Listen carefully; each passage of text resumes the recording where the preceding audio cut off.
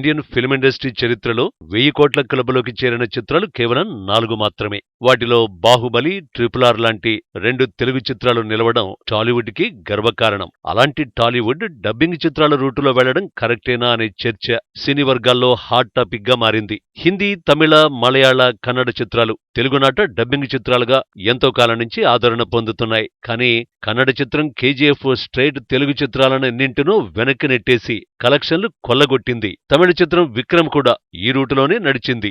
Recent గా కన్నడ చిత్రం కాంతారా అదే బాటలో నడుస్తోంది. ఈ చిత్రాన్ని తెలుగులో రిలీజ్ చేసిన ప్రముఖ నిర్మాత గీతా ఆర్ట్స్ అధినేత అల్లు అరవింద్ మరో హిందీ చిత్రాన్ని తెలుగులోకి డబ్ చేయనున్నారనే వార్త వైరల్ గా మారింది.